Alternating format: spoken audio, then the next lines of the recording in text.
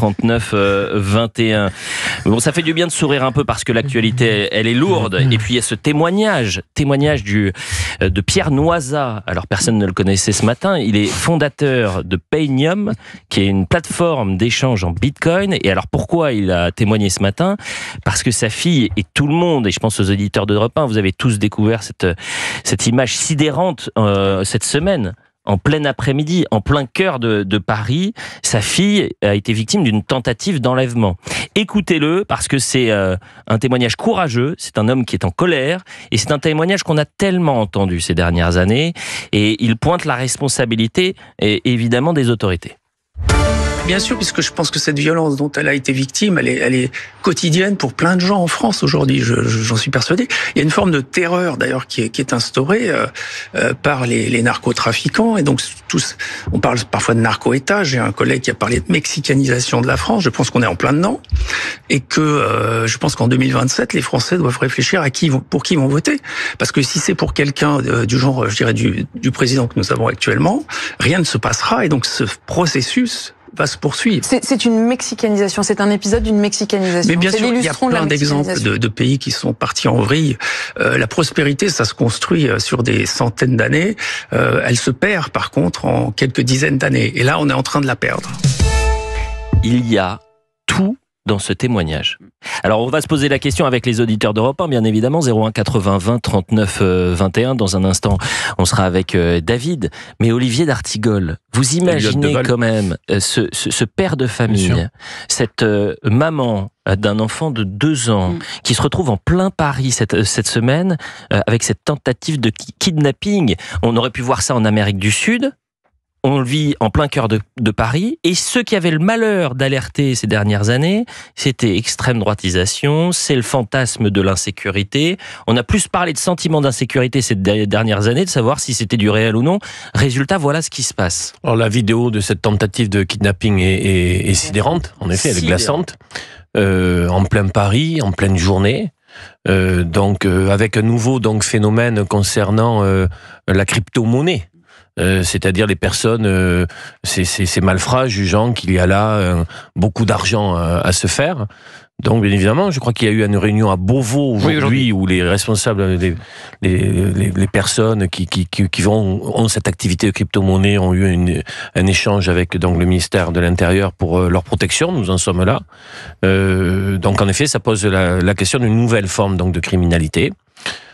Personnellement, je n'évoque pas la mexicanisation de l'ensemble de la société française. Il dit en voie de mexicanisation. Oui. Il dit on est en voie de mexicanisation. Je pense qu'il y a des individus, des filières, des bandes qui, elles, agissent comme des gangs dans les pays auxquels on peut faire référence, mais que je ne vois pas une mexicanisation généralisée de notre société. C'est pour ça qu'il est très prudent. Il dit on est en voie de mexicanisation, mais je vais vous dire, au-delà des mots, c'est les faits. C'est rien que les faits, Gauthier. Quotidiennement, on se retrouve avec des scènes affolantes en France, parce que peut-être que depuis des années, on a voulu mettre la poussière sous le tapis, et j'ai hâte d'avoir les auditeurs qui vont vous dire, Olivier d'Artigol, j'imagine, écoutez, on arrête avec le lexique, on regarde le réel, on regarde les faits, et on se retrouve avec une situation où plus personne n'est en sécurité, alors qu'en plus, là, on est en plein cœur de la capitale, qui est normalement une zone privilégié, disons-le, Valérie. Cette jeune femme peut dire merci à un commerçant qui courageusement est sorti et a pris ce qui lui tombait sous la main, en l'occurrence un extincteur, pour essayer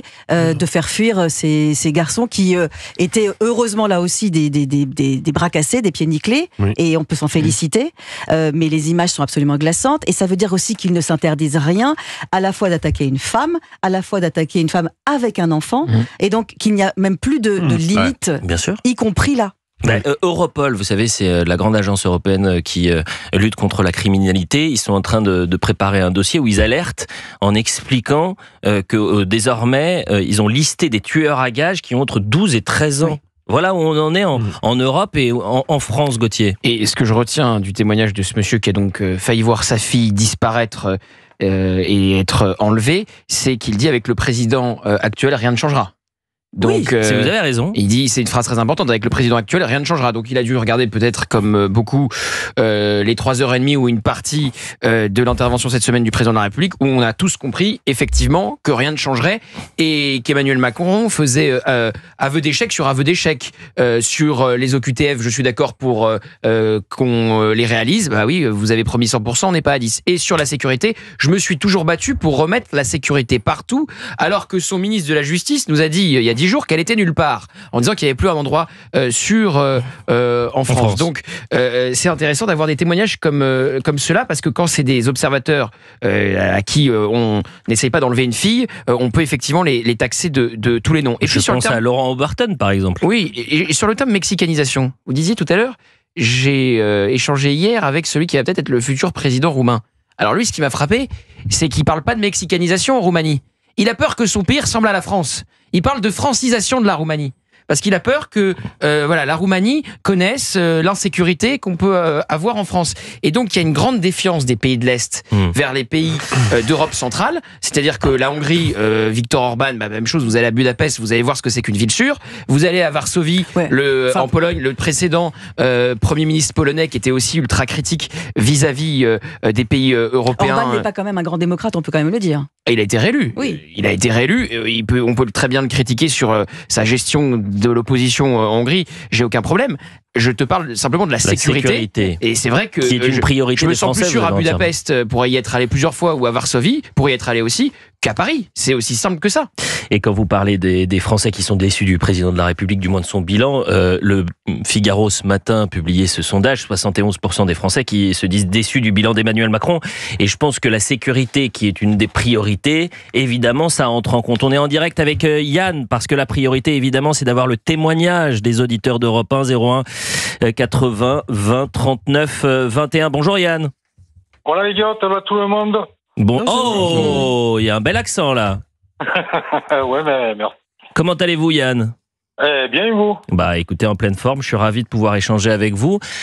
J'imagine que vous avez entendu le témoignage de ce père de famille en colère, très en colère ce matin, mais c'était une colère froide avec... il pointait la responsabilité aussi des autorités en disant, voilà, on est en voie de mexicanisation.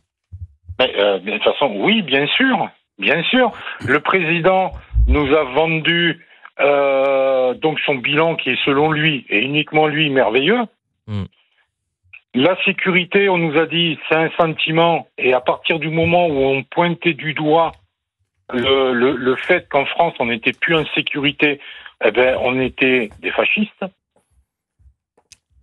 Et à la fin, on se rend compte que maintenant, une personne, là, c'était la fille d'un monsieur qui fait du Bitcoin, mais bientôt, ça sera le premier qui aura une belle voiture.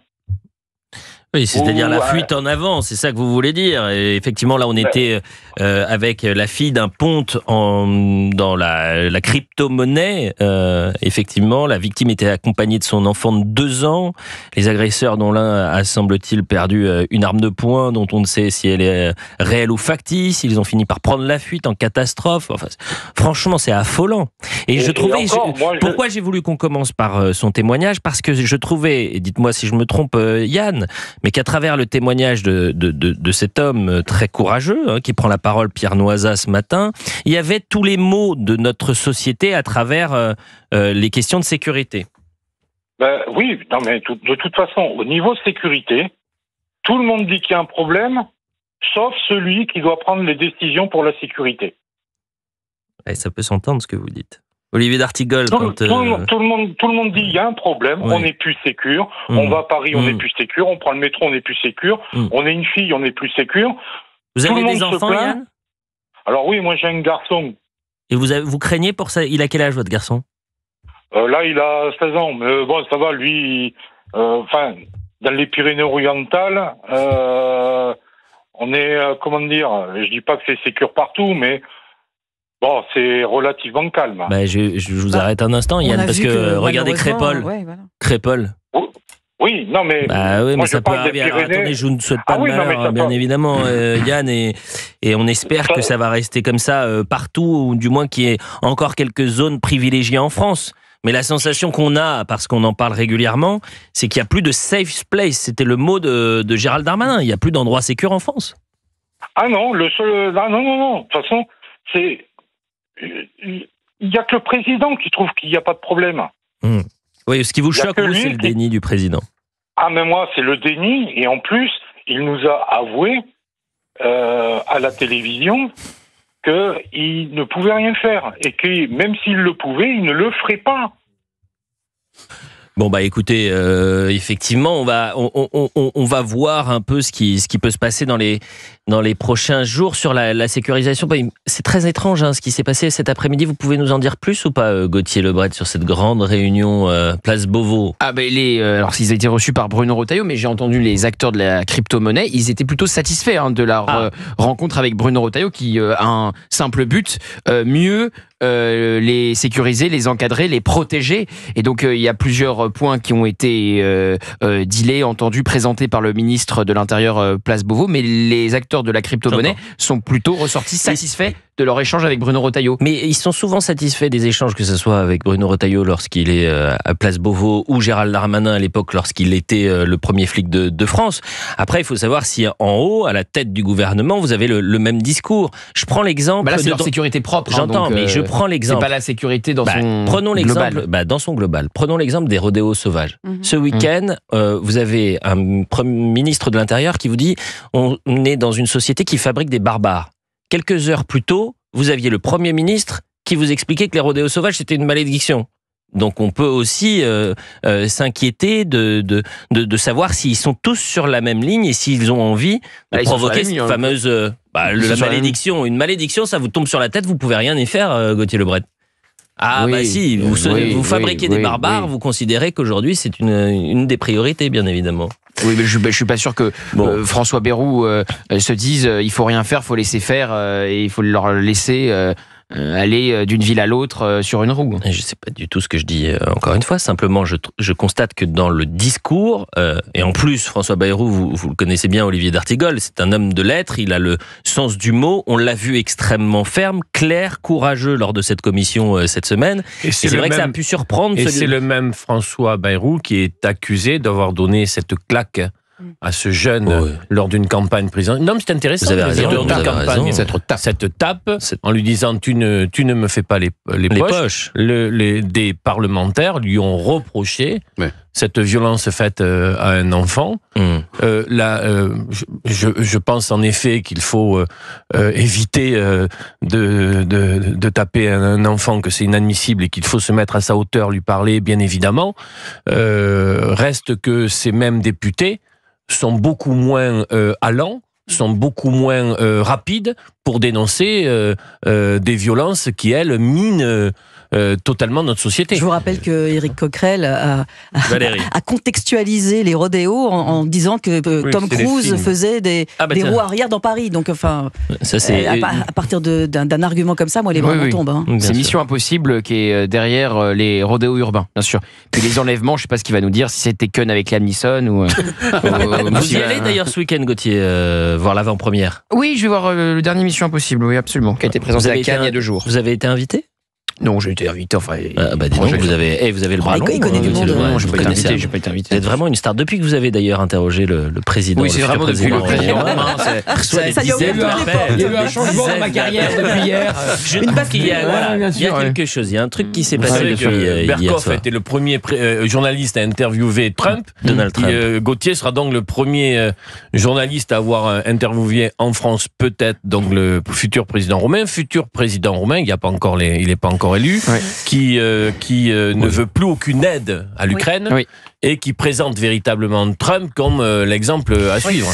Bon, allez, on se retrouve dans un instant, les amis, et voilà ce qu'on pouvait dire sur le témoignage du jour quand même après cette tentative de kidnapping, d'enlèvement. On revient dans un instant, on va parler de l'Eurovision. Vous êtes très nombreux au standard d'Europe 1 pour réagir sur l'Eurovision. C'est demain, 01 80 20 39 21. Il y a déjà des polémiques, des tensions. Est-ce qu'il faut s'inquiéter parce que, par exemple, l'artiste israélienne pose problème pour certains. C'est pas qu'une artiste, c'est une rescapée du 7 octobre. Elle a vécu dans sa chair le 7 octobre.